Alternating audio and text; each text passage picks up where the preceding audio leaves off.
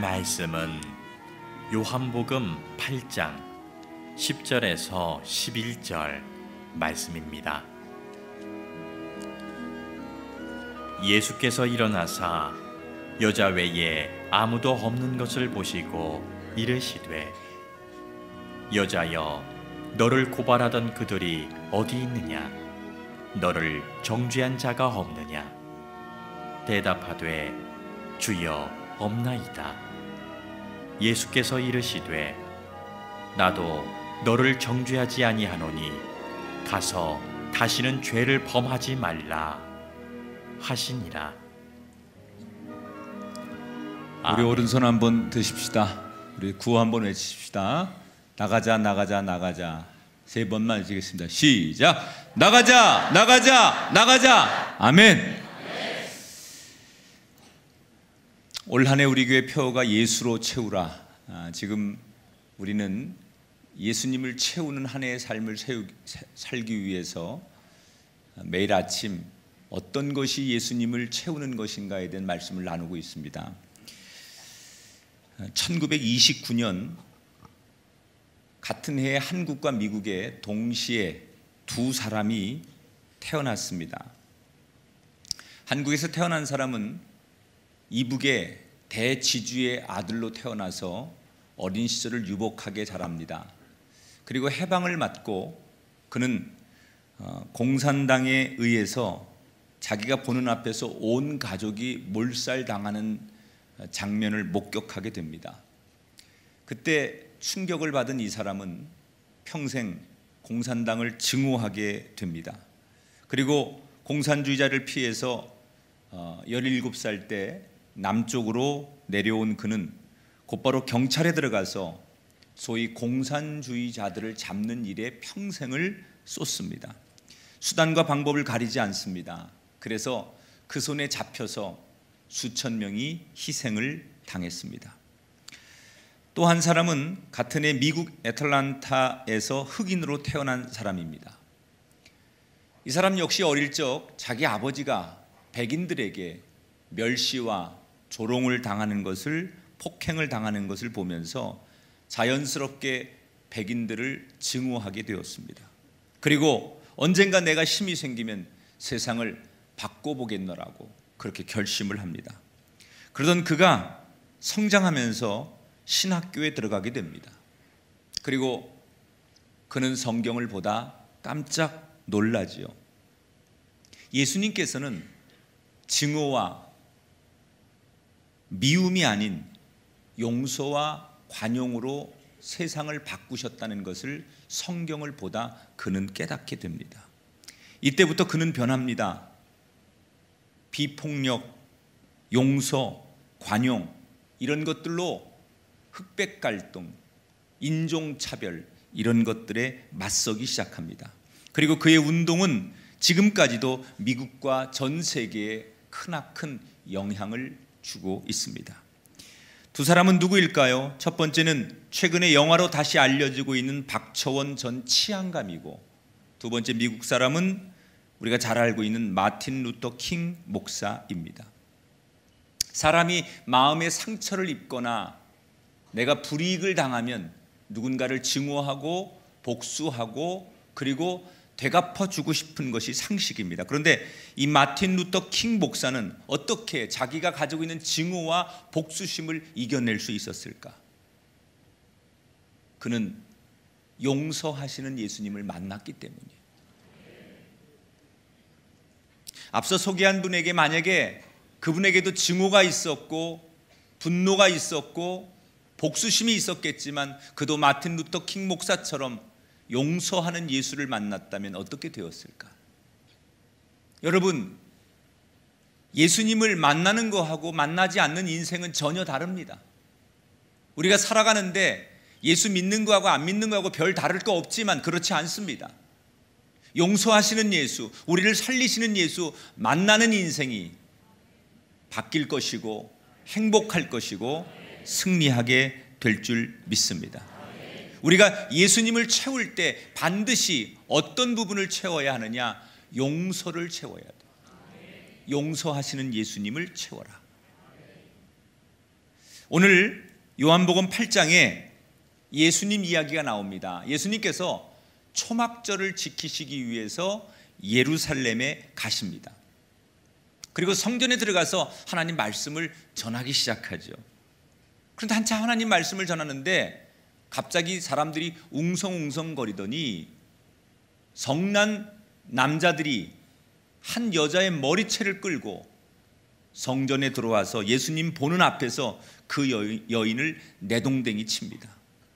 그리고 울고 있는 그 여인을 향해 사람들이 큰 소리로 예수님께 이렇게 이야기를 합니다. 선생님, 이 여자는 지금 간음하다가 현장에서 잡혀온 여자입니다. 율법에는 이런 여자를 돌을 들어 쳐서 죽이라고 말하는데 선생님은 어떻게 생각하십니까? 이 회개하고 황당한 이 지금 장면 앞에 예수님은 아무 말씀을 하시지 않습니다. 사실 이 사람들이 지금 이런 상황을 연출한 것은 예수님을 함정에 빠뜨리기 위함입니다. 만약에 예수님께서 그 사람들이 말한 대로 율법대로 해라라고 말하면 늘 사랑을 외치고 용서를 외치고 이런 예수님의 그 말이 모순이 있다라고 예수님을 공격하면 될 것이고, 용서하라라고 하면 어떻게 율법을 어기는 당신이 구원자일 수 있습니까? 라고 몰아붙일 수 있는 그런 함정을 빠뜨리고 예수님을 곤란하게 만들려고 하는 의도죠. 예수님 고민합니다. 그리고는 아무 말을 하시지 않고 갑자기 몸을 굽히시더니 손가락으로 땅에 뭔가를 열심히 쓰기 시작합니다. 성경에는 그 내용이 뭔지 나오지 않습니다. 옆에서 그걸 지켜보던 사람들도 도대체 뭘 하는 겁니까? 라고 예수님께 따지듯 묻습니다. 뭘 쓰는지는 모르지만 예수님 한참 동안 손가락으로 땅에다 뭔가를 쓰시다 갑자기 허리를 펴시더니 사람들에게 이렇게 말합니다. 너희 중에 죄 없는 자가 먼저 돌로 쳐라. 사람들은 예수님의 이 태도에 굉장히 놀라죠. 왜냐? 지금 예수님의 이 발언은 엄연히 간음하다 붙들려온 이 여인을 변호하는 얘기거든요. 죄인을 변호하다니, 용서하면 안 되고 처벌해야 되는 사람을 변호하다니, 사람들이 생각할 때 상식적으로 예수님이 지금 제정신일까? 여러분, 죄인을 변호한다는 것은 나도 그 죄인이 되는 거예요. 누가 봐도 죄인인데 그 죄인을 변호해 준다는 것은 다른 사람들에게 비난을 받을 수밖에 없는 일이에요. 근데 예수님은 비난을 받을 줄 알면서 내가 이 여인을 변호해 주고 이 여인을 내가 두둔해 주면 분명히 그 비난이 나한테 온다는 것을 너무 잘 알고 있으면서도 예수님은 이 여인을 변호해 줬어요. 왜 그랬을까요? 여러분, 만약에 정말 굉장한 사회적 물의를 일으키고 또는 우리가 신앙적으로 잘 용납할 수 없는 어떤 대상들을 내가 만약에 변호해주고 그 사람 편이 되면 사람들은 같은 시각으로 변호해주는 나를 비난하게 돼 있어요. 지금 예수님이 딱 그런 거예요. 비난을 받을 줄 알면서 왜 예수님은 그 여인을 변호하려고 하셨던 걸까? 이것은 예수님의 마음이에요. 마음. 어떤 마음을 예수님이 가지고 있느냐? 한번 따라합시다. 살리시는 예수님. 지금 많은 사람들은 그녀를 죽여야 된다고 손가락질합니다. 그녀에게 벌을 내려야 된다고, 그녀를 매장시켜야 한다고, 그녀를 아주 정말 잔인하게 만들어야 한다고 모든 사람이 그녀를 죽이고 처벌하는데 관심이 있고 손가락질을 내밉니다. 그런데 예수님의 눈에는, 모든 사람들이 그녀를 죽이라고 말하는 그때 예수님의 눈에는 그 여인이 소중해 보이는 거예요. 살리고 싶었던 거예요. 여러분, 이게 예수님의 마음이에요. 어떡하든지 살려내야 되겠다. 살려내는 것이 예수님의 마음이었기 때문에 비난을 감수하고 손가락질을 감수하고 비판을 감수하고 예수님은 그녀를 감싸줬던 거예요. 여러분, 과연 예수님은 그녀만 그런 눈으로 바라보셨을까요? 아닙니다. 오늘 저와 여러분 모두를 예수님은 그러한 마음으로 바라보시는 분이에요. 사람들이 우리를 향해 저 나쁜 놈이라고, 저 인간들 참 못된 사람들이라고, 그리고 우리를 흉보고 욕하고 비난하고 우리를 업신여길지라도 만약에 우리 같은 존재가 예수님 앞에 서면 예수님은 세상 사람 모두가 우리를 죽이라고 손가락질하고 우리를 용서하지 않는다 할지라도 그 사람이 예수님 앞에 나오면 예수님은 어떡하든지 그 사람을 살리려고 하는 마음을 가지신 분이에요. 우리가 사람들 앞에서는, 세상 앞에서는 손가락질을 받고 비난을 받고 용서받지 못한 인생일지라도 그가 예수 앞에 나오면 예수님은 살리고자 하는 마음을 가지신 분이기 때문에 용서받을 수 있는 거예요. 예수 앞에 나오면 다시 세움받을 수 있습니다. 예수 앞에 나오면 다시 일으켜질 줄 믿습니다. 여러분, 사람들이 여러분을 무시하고 멸시하고 그래서 아주 정말 자존감이 땅에 떨어지고 남들의 비난 때문에 괴롭고 인생을 포기하고 싶고 다른 사람들의 시선 때문에 내 삶에 대한 자유를 잃어버린 분이 계십니까? 그런 분들에게 축복합니다. 여러분 인생과 여러분의 영혼과 여러분의 가정이 예수 앞에 나오시게 되기를 주의 이름으로 축원합니다. 예수님은 세상 사람들이 죽이려고 해도 살리고자 하는 마음으로 그를 바라보시는 분이 예수님이에요. 그래서 누구든지 예수 앞에 나오면 삽니다. 예수 앞에 나오면 용서받습니다. 예수 앞에 나오면 새롭게 거듭납니다. 그래서 우리는 예수 앞에 나와야 돼요. 아무리 나를 이해해주는 친구, 동료, 가족들, 이 사람들이 나를 용서하고 나를 품는 거하고 다릅니다. 예수님이 나를 용서하고 예수님이 나를 이해하고 예수님이 나를 살리는 것, 그것이야말로 진짜 내가 살아나는 거예요. 예수 앞에 나오면 모든 죄 사하고 예수 앞에 나오면 새 힘을 얻게 될 줄 믿습니다. 바라기는 저와 여러분의 인생에 올 한 해 동안 용서하시는 예수님을 가득 채우게 되기를 주의 이름으로 축원합니다. 사람의 용서를 넘어서 예수님의 용서를 채우는 인생, 그래서 새롭게 되시기를 주의 이름으로 축원합니다. 신기한 일입니다. 예수님께서 그렇게 말씀하시니까 조금 전까지 성난 개처럼 지저대듯 눈에 충혈된 눈빛과 거친 언어로 예수님과 그 여인을 위협하던 사람들이 예수님의 차분한 용서의 눈빛, 용서의 말씀을 듣고는 마치 무슨 일이 있었듯 하나 둘씩 돌을 내려놓고 사람들이 돌아가기 시작합니다. 아마도 예수님이 땅바닥에 뭐를 쓰셨는지는 모르지만 그 사람들이 생각하도록, 죄를 깨우치도록 뭔가를 쓰셨던 것 같아요. 그 사람들이 하나 둘씩 예수님의 그 말과 태도와 땅에 쓰는 뭔가를 보면서 돌을 내려놓고 돌아서기 시작합니다. 근데 사실은 율법에 보면 어떤 사람이 죄를 지으려고 할 때 그것을 보면 반드시 경고하도록 명시되어 있습니다. 그러니까 이 사람을 처벌하기 전에 그러면 안 돼 라고 먼저 경고하는 게 율법이에요.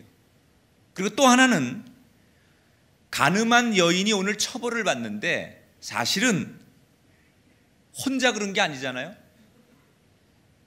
간음한 상대 남자도 같이 처벌을 해야 돼요. 그런데 오늘 성경의 사건에는 어떤 경고도 없었을 뿐더러 상대 남자는 등장하지 않아요. 그 사람들이 남자는 그냥 풀어준 거고 여자만 데려와서 이 여자를 처벌하기를 원했다는 거예요. 그러니까 애초부터 예수님께 이 여인을 데리고 나온 건 정말 율법적인 징계를 원했던 것이 아니라 예수님을 어렵게 만들고 싶었던 그들의 의도를 오늘 이 앞뒤가 맞지 않는 이야기 속에서 고스란히 드러내는 거예요. 사람들이 떠나갑니다. 그리고 여인과 예수님만 남습니다. 고개를 떨구고 눈물을 흘리고 있는 여인을 향해 예수님께서 묻습니다. 내 주변에 누가 있느냐? 아무도 없습니다. 예수님 다정한 목소리로 나도 너를 정죄하지 아니하노니 가서는 다시 죄를 범하지 말아라. 여러분, 이 이야기는 이렇게 해석하면 돼요. 네가 지금까지 어떻게 살았든지 다시는 네가 살아온 과거를 묻지 않겠다는 거예요. 네가 뭘 하고 살았는지, 어떤 과거와 어떤 아픔이 있는지 그걸 절대로 묻지 않겠다. 다만 내가 너를 용서했다는 것을 기억하면 네가 이제부터 예배자로 살아라 그런 거예요. 여러분, 우리가 용서를 받으면 용서받은 게 끝난 게 아닙니다. 용서를 받은 진짜 진행은 내가 용서받은 사람으로 용서받은 사람답게 사는 거예요. 용서를 받았으니 용서해 준 사람에게 보답하는 게 있어야죠. 그게 뭐냐? 용서받은 사람답게 사는 거예요. 예수님께서 뭘 말씀하시느냐? 다시는 가서 죄를 범하지 말라. 이 말은 네가 용서받은 사람답게 너에게 용서를 베푼 하나님의 사랑을 기억하며 그 하나님을 예배하는 예배자로 살라는 거예요. 여러분, 용서받은 사람이 살아야 할 보답의 삶은 예배자로 사는 거예요. 따라합시다. 이제는 예배자가 됩시다. 용서를 받았으니까 나는 이제 마음대로 살아도 된다. 그게 아니라 용서를 경험한 사람은 이전과 다르게 살아야 된다는 거예요. 여러분, 대표적인 사람이 바울이에요. 다메섹 도상에서 그의 이름이 불려지면서 왜 내가 나를 핍박하느냐? 자기를 용서하는 예수님을 만났습니다. 다메섹 도상에서. 그리고 이 바울은 완전히 달라집니다.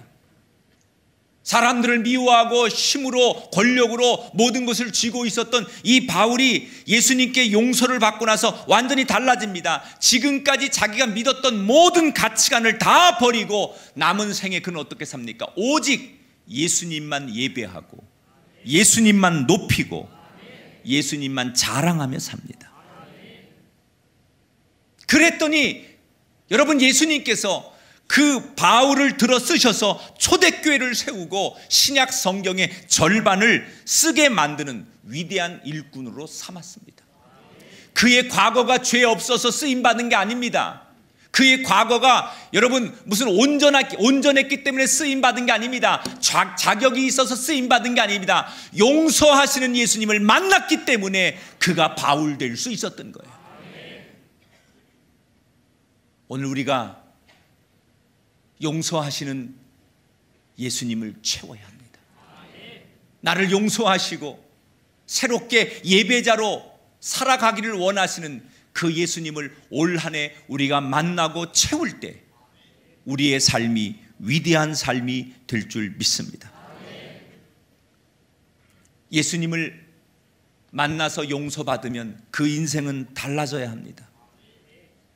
나를 용서해 주신 예수님, 나의 모든 과거와 허물을 덮으시고 깨끗게 하신 예수님, 그래서 그 예수님께 내가 어떤 내 삶으로 보답하고 그 예수님께 감사하기에 예수님께 내 삶을 드려야겠다. 그것은 다른 거 아닙니다. 감사한 마음을 잊지 않고 늘 주님께 나와 열정과 겸손의 예배로 보답하는 거예요. 그래서 예배자가 된다는 것은 내가 먼저 용서하고 내가 먼저 사과하고 내가 먼저 손을 내미는 것. 내가 용서를 받아봤기 때문에 나도 누군가를 용서할 수 있는 것. 올 한 해 우리 꿈의 교회 성도 여러분, 나는 여러분 쓰임받는 한 해 되기를 축복하면서 그러기 위해 여러분 인생 속에, 가정 속에 용서하시는 예수님, 그 예수님을 닮고 사시게 되기를 주의 이름으로 축원합니다. 늘 예배할 때마다 나를 용서하셨던 예수님, 내 삶을 새롭게 해주셨던 예수님, 모두가 나를 향해 돌을 던지고 정죄할 수 있는 상황에서 나를 용서하시고 나에게 예배자가 되길 원하셔서 기회를 주셨던 그 예수님, 나는 오늘도 그 예수님께 예배합니다. 나는 오늘도 그 예수님 앞에 찬양합니다. 나는 오늘도 그 예수님 앞에 헌신합니다. 그것이 살아있는 예배고 그것이 의미 있는 인생입니다. 2018년 한 해는 우리의 삶 가운데 우리를 용서하셨던 그 예수님을 가득 채우십시오. 그리고 다시는 이와 같은 삶을 살지 말라고 하셨던 그 용서의 예수님의 말씀을 기억하며 순간순간 그 주님을 기억하고 그 주님 말씀을 떠올리며 주님께 감사와 열정으로 예배하시는, 그래서 더 귀하게 쓰임받는 아름다운 성도들 되시기를 주의 이름으로 축원합니다. 따라합시다. 살리시는 예수님, 회복하시는 예수님, 용서하시는 예수님, 그 예수님이 바로 오늘 여러분이 기도할 예수님이고 여러분이 마음속에 담아야 될 예수님임을 기억하시기를 주의 이름으로 축복합니다.